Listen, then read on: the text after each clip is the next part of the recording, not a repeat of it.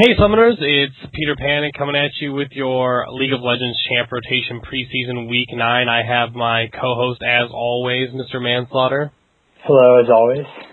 And we're going to be just knocking out some champs. There's a lot to talk about this week, so I'm just going to jump right into it. I'm not going to lollygag around.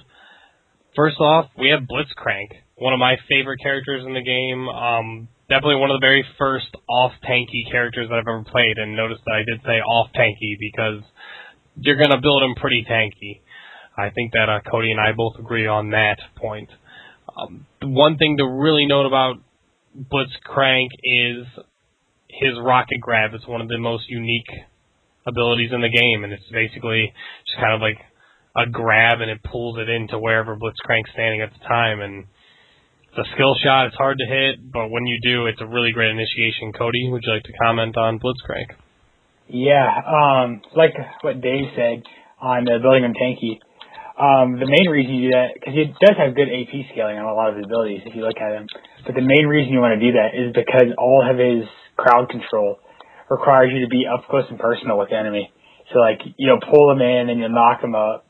You have an AoE silence that you really want to be in the middle of a team fight with. So that's one reason to build him tanky. You also want to build a lot of mana on him, because his rocket grab costs 140 mana. If you're going to be wanting to use that a lot, because it's hard to hit, you're going to need some mana on you. And also another great reason to build the mana on him is, obviously, because of his passive, it's a mana barrier. And it's whenever Blitzcrank's life is below 20% of his max health, he activates a mana barrier, which is just basically, it's just like a shield for 10 seconds. And the shield is 50% of his current mana. So what you want to do is you kind of want to build him a high mana, because one, his rocket grab costs 140 every time you use it, and that's ridiculous amount of mana on Blitzcrank. I mean, you can go through 140, or you can go through just using rocket grab and blow through all of his mana at the beginning of the games. Obviously, Cody, I think that I actually disagree on. Do you level up rocket grab before, or what? No, I get a point in rocket grab, but it's not really my main focus. Okay, then we agree on that. I think you put all your points into Power Fist in Overdrive. So you just basically go between those two. You put 1 point in rocket grab at the beginning, and then obviously the ult. And the ult actually scales really well. It's got a 1.0 ability power scaling, and it has a flat 500 magic damage. So you build 300 or 400 AP, which isn't hard to do with Blitzcrank. A great item on him is Archangels. It's really a great item because it's going to give you a lot of mana and also build that AP up.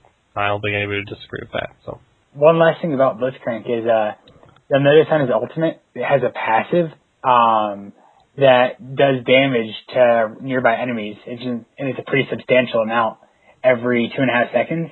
But when his ult is on cooldown or being used, that passive is turned off. Mm-hmm. You're going to want to let your team kind of burn through their crowd control, get all that done, and you use your AoE silence last.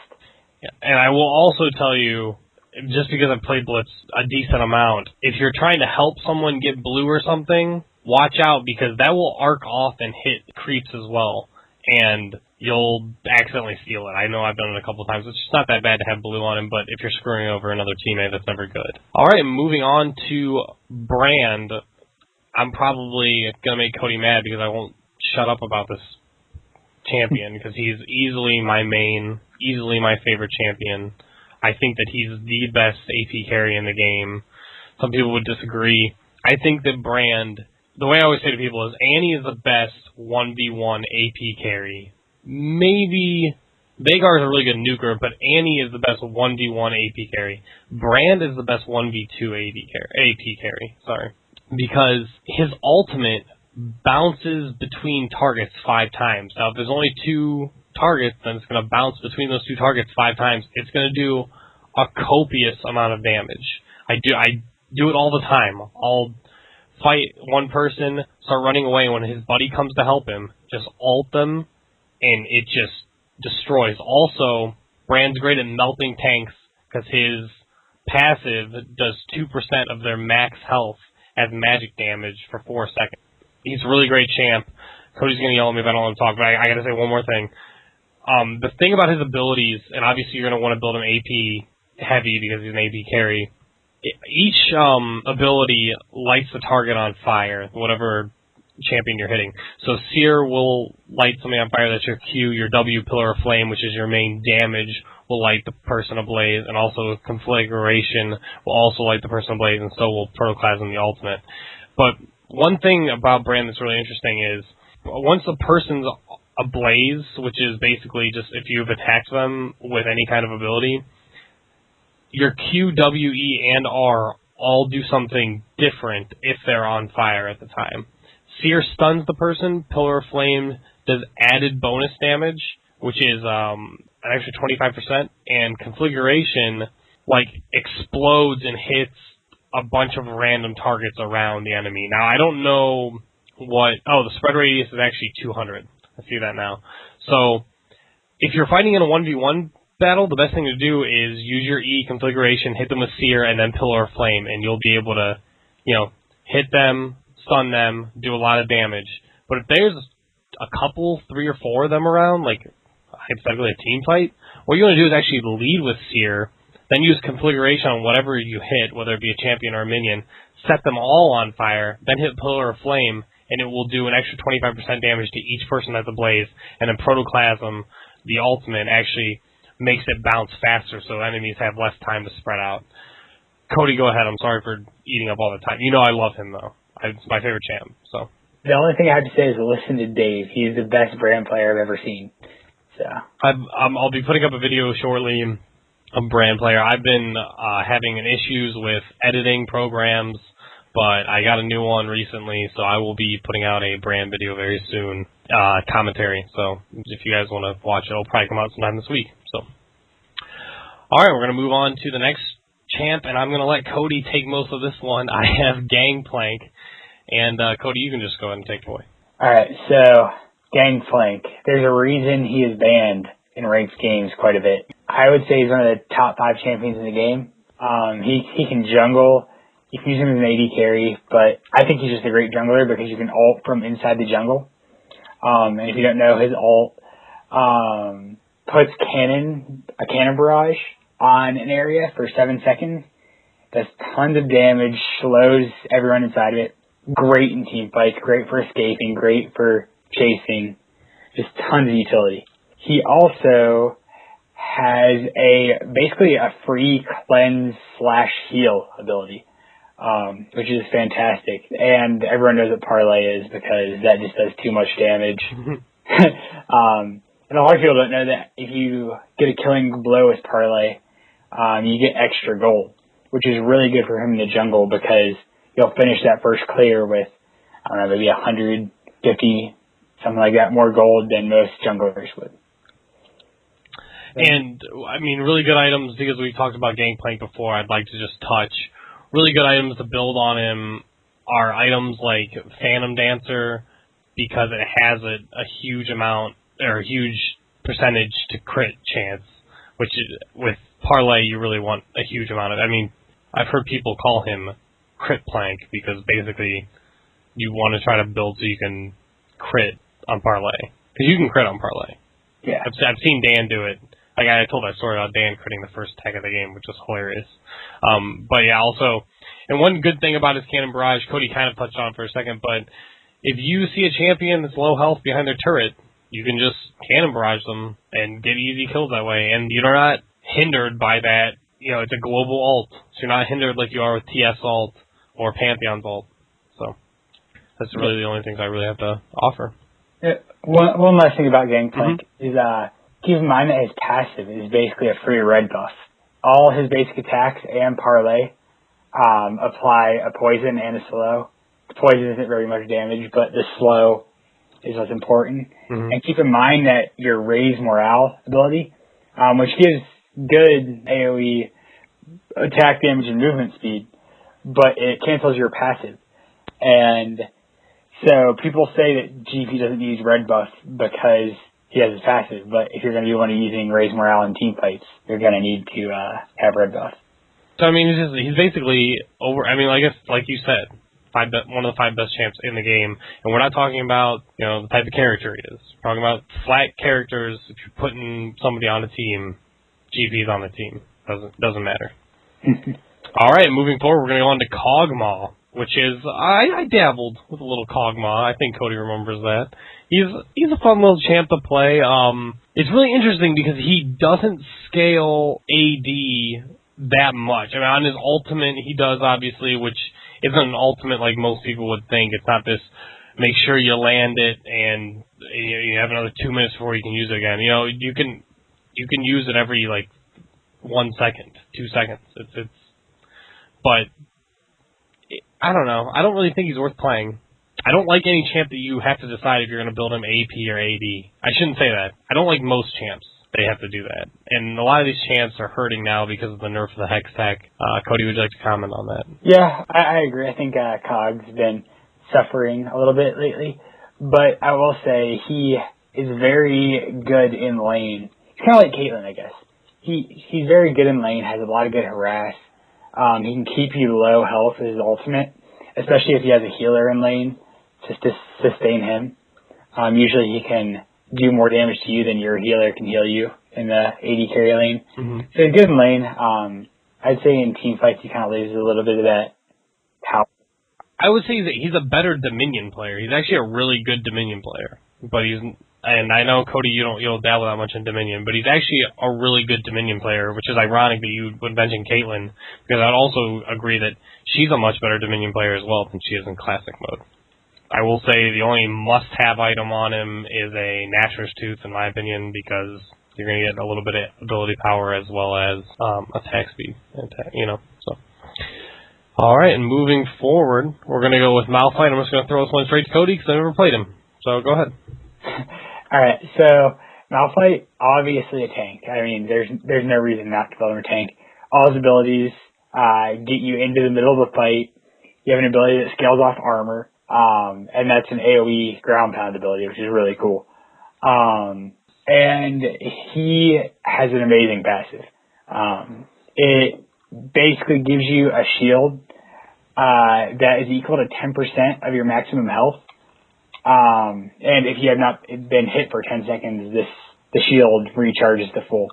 So basically what that means is you can harass every 10 seconds with little to no damage taken. One good thing to do with harass, speaking of harass, is when your shield is up, to go use Seismic Shard, which is an old thing that rolls through the ground on an enemy, and that will slow them, speed up your movement speed, so you'll basically get away for free. You might not even take any damage whatsoever. Kind of like Nunu's Ice Blast. Nunu's Ice Blast. Yeah, it is. It's very similar because you can kind of hit them with it and then walk away. And I think Cody's heard me just laugh hysterically whenever I do it with Nunu. It's a very similar idea. But yeah, his passive is OP. It's a really, really great passive, actually, especially in the early laning phase. Yeah. I think you and I both, one of our good friends, Evan, plays Malphite. One of the best Malphite players I've seen. And I know we say that a lot, but seriously, some of us are really good with our one champ, and Malphite happens to be Evans, and he's really easy to lane with if you're playing an AD carry. Yeah. And one last thing about Malphite before we move on to the next champ is his ultimate, everyone knows he charges to a target location and then knocks everyone up in the area. But what most people don't realize is this is a skill shot, technically, which means, yes, you have to aim it, but that also means that if you have, 5 champs chasing you, you just ult in the other direction and get away. Mm-hmm. So it's a very good escapability thing. It doesn't have that long of a cooldown. So can you go over walls with it? I know you can go over thin walls, but okay. I'm not sure about some of the thicker ones. All right, moving on to Maokai. Again, never played him. So Cody, take it away. All right, Maokai, I think he is kind of a weaker tank, which is what he really is. He's a off tank, scaling with AP, obviously, because all of his abilities are AP. He has decent harass. He has a really cool snare that allows you to get up to the target really quickly, and then use your arcane smash, which is basically I don't want to say it's an AoE because it's kind of like just in front of you. So I guess cone damage in front of you. And then he has a sapling toss, which I think everyone knows about. He throws this little tree at you, and chase you around until it hits you or a minion in front of it. Which is really annoying harass. Malphite's also really good if you want to land him in the solo lane because he has a passive that heals him for 7% of his maximum HP every 5 auto attacks, which is a lot, especially if you get tanky late game. That can be 400 or 500 HP easily. And then the last thing is his ultimate, which I think is really his weakest point, is it takes up a ton of mana, and it's a toggle that sets up a little AoE area where people inside of it on his team take 20% less damage. And then at any time he can end his ultimate to deal damage, plus his ability, half of his ability power, plus damage that's absorbed within the vortex, and this obviously has a cap on it, which is 300 at level 16. But the problem with this is people have brains and they can just kind of walk out of the ultimate and it doesn't do anything, because most of his damage comes from fighting within it. So, fun champ. I wouldn't recommend learning him. He's a little underpowered, you would say. Yeah. All right, moving on to Rise. I think we just talked about it. It feels like we just talked about him a couple of weeks ago, and I'm sure that we did. Because I remember I learned some of his abilities actually scale off of his max mana. So obviously, again, another champ you're going to build very mana, not dependent, but mana heavy. I think the best thing about Rise is one, that mana percentage, and as well as his passive. Whenever he casts a spell, all of his other abilities have their cooldown reduced by 1 second. It's kind of a cool ability. If you see that you need to use an ability off real fast, if you need to use Overload real fast, you want to cast something else, try to get that out of the way. And also has some really cool CC. Cody, you would like to expand our minds about Rise? I'm actually going to disagree a little bit with Rise. That week, a couple of weeks ago, you were talking about it was free. I did a lot of Rise playing on my own time, and I found many pitfalls with him that if you're going to play Rise, you need to find a way to overcome. One is I actually think he has a relatively weak passive for an AP carry. Really? Really. Okay. Like you'll see Annie with her stun passive. Having a mind blank, help me out. Brand with his Ablaze passive. Yeah, there we go. So yeah, I think it's a relatively weak passive because cooldowns are cool if you have mana. But then again, you do have mana because you're building mana to get him stronger. So, I don't know, I just feel like it's an underpowered passive. Okay. The next thing is, he's an AP carry, so you're going to lane him mid lane. And one problem I have with that is his only crowd control is a snare. So, say you're going up against an Annie, and you snare her. She can still stun you right back, you do no damage, and she gets off her full nuke on you, and just walks away. I will say, I think I'd said in-game, this is hilarious. This Rise keeps snaring me, and I just stand there and nuke him with Brand. I mean, because you know what's easy to do? Hit a skill shot when you don't have to worry about walking.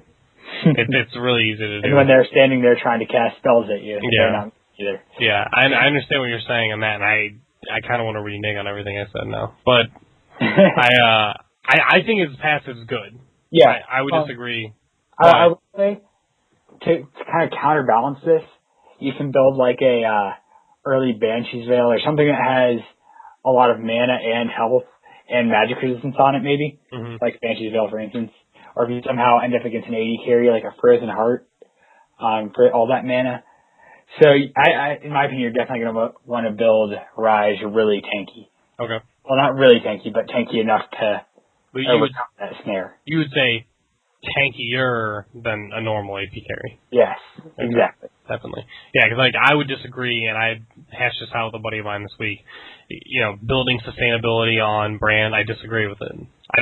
That's not your job when you're playing Brand. Unless it's late game, it's not your job. So just do your job and play your role. And moving on to the next champ, I seriously think I could sum up the whole conversation with this champ. I could just use the word crap. I think that she's horrible. There's no point in playing her unless they change her dramatically. Cody, do you disagree with me? It's Sivir. Yes and no. Yeah. I think she's a fun little champ. She has a cool Banshee's Veil type of ability, but again, Nocturne has the same thing. Yeah, just play another 80 carry. Yeah, just play another 80 carry. Exactly. I mean, she goes a little bit of AP, a little bit of AD, but people. All is movement speed. Really?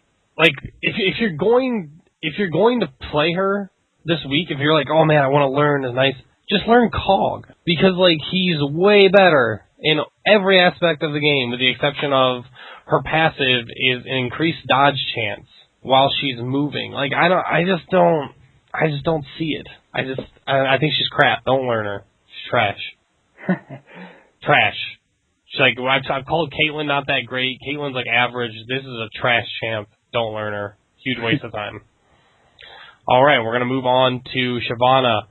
Cody and I both haven't really played her yet. I have been able to play a lot. I've been doing some traveling, and I think Cody's. I don't really know. Like you said, you've been trying a couple new champs, so you've been really honing. I mean, I know you tried Olaf last week, but Cody and I are not the kind of players to buy a champ right when they come out. We always wait till the free week. So this week we'll probably both try her out, see how we feel about her. I disagree with buying champs right out of the gate, and people are going to use that tired argument of, oh, then Riot just nerfs them right after you buy them. They don't. It doesn't always happen. It's not necessarily true. I mean, Talon didn't get nerfed for how long? Riven's still OP. Riven's still OP. Dude, Riven in 3v3s. Riven's sick. So, I just don't agree with don't be like, oh, well, it looks like a cool champ unless you already own them all. But if you already own them all, this isn't the YouTube video for you.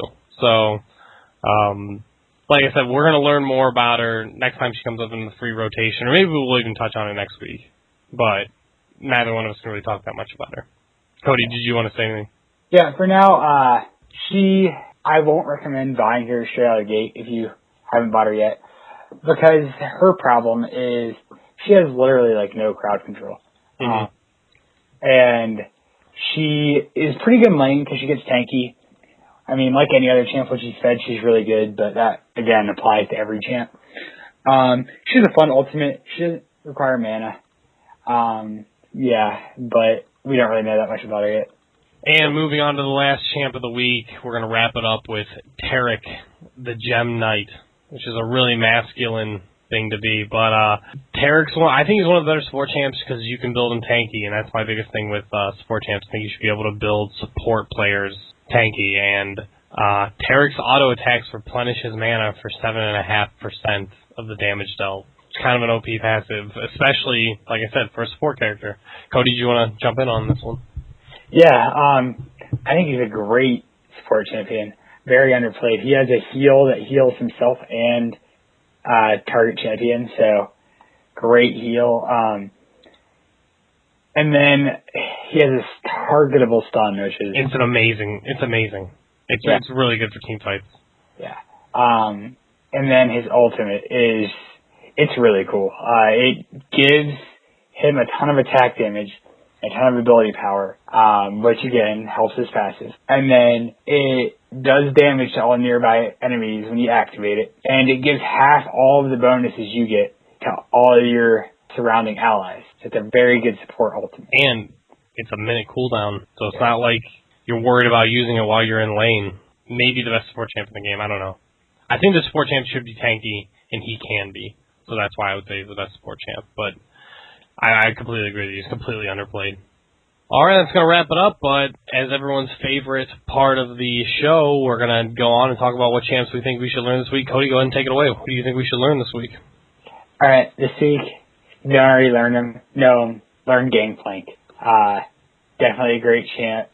Can be used in a lot of situations. Just fantastic. You can build them tanky. You can build them damagey. Just have fun with them. It's the main thing. Main point of playing League of Legends. Have fun. All right, and I think everybody knows where I'm going, and not that I disagree with Cody, but I'm such a homeboy. You gotta learn Brand. Best AP carry in the game. Don't waste your time with anything else. Thanks for tuning in this week. Bringing you the great Mr. Manslaughter. I'm Dave Piper, a.k.a. Peter Panic. Thanks for tuning in, guys. We'll see you next week.